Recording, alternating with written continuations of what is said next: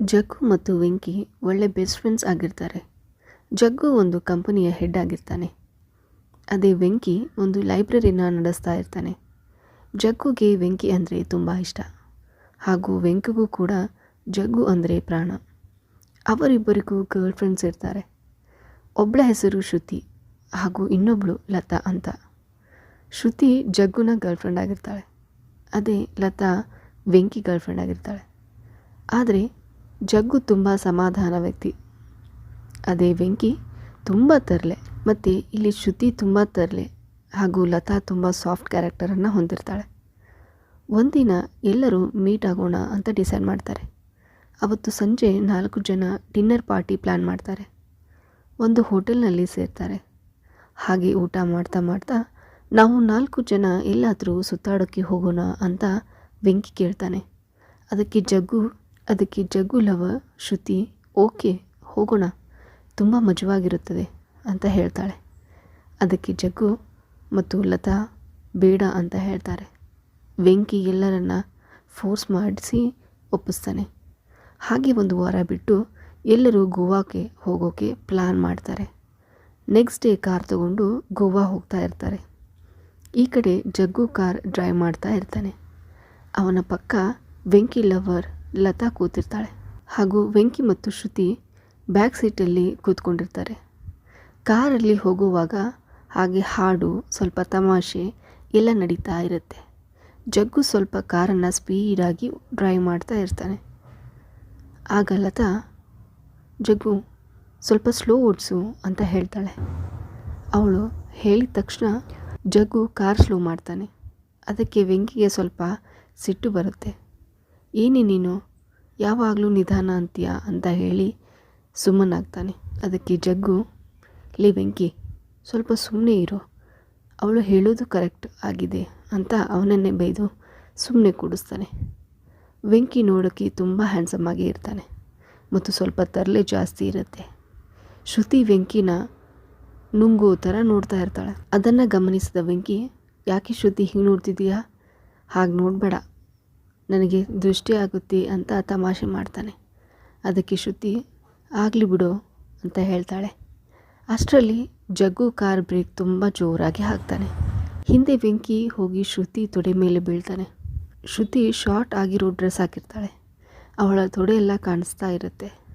ವೆಂಕಿ ಅವಳ ತೊಡೆ ಮೇಲೆ ಬಿದ್ದ ತಕ್ಷಣ ಶ್ರುತಿ ಅವನನ್ನು ಬಾಚಿ ತಪ್ಕೋತಾಳೆ. ಅದು ವೆಂಕಿಗೆ ಇಷ್ಟ ಆಗಲ್ಲ. ಅವನು ಮತ್ತೆ ಎದ್ದು ಕೂತ್ಕೊಂಡು ವಿಂಡೋ ಸೈಡ್ ಮುಖ ಮಾಡಿಕೊಂಡು ಕೂತ್ಕೊಳ್ತಾನೆ. ಮುಂದೆ ಒಂದು ಹೋಟೆಲ್ ಬರುತ್ತೆ. ಅಲ್ಲಿ ಊಟಕ್ಕೆ ಅಂತ ನಿಲ್ಲಿಸ್ತಾರೆ.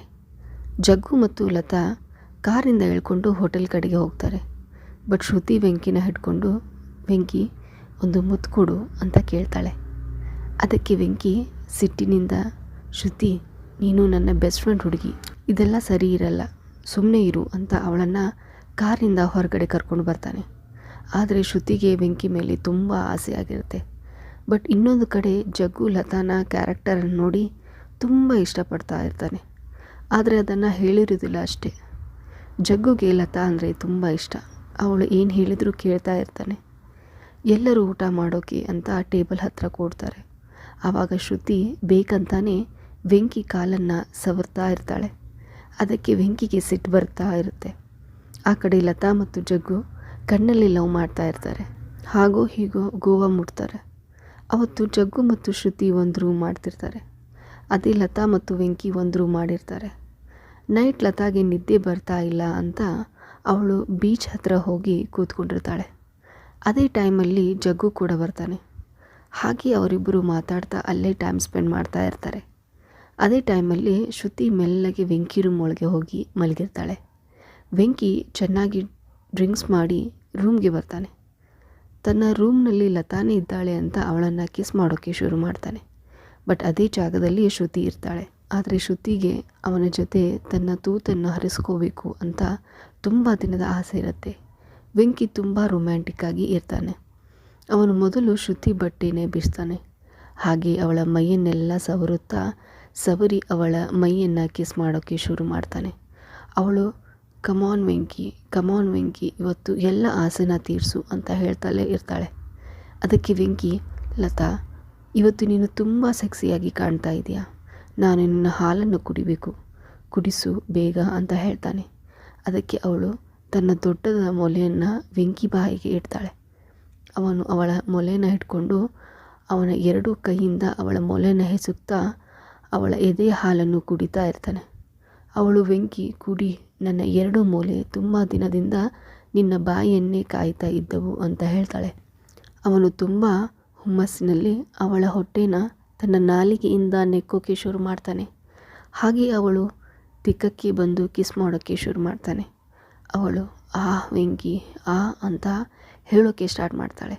ಲತಾ ತನ್ನ ಸಾಮಾನು ತುಂಬ ಗಟ್ಟಿಯಾಗಿದೆ, ಬಾ ಅದನ್ನು ನಿನ್ನ ತೂತಿನೊಳಗೆ ಹಾಕ್ತೀನಿ ಅಂತಾನೆ.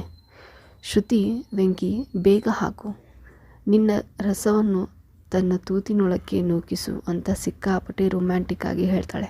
ಅದನ್ನು ಕೇಳಿದ ತಕ್ಷಣ ವೆಂಕಿ ತನ್ನ ಸಾಮಾನನ್ನು ಶ್ರುತಿ ತೂತಿಗೆ ಹಾಕಿ 30 ನಿಮಿಷ ಹಾಗೆ ಅವಳನ್ನು ಗೈತಾನೆ ಇರ್ತಾನೆ.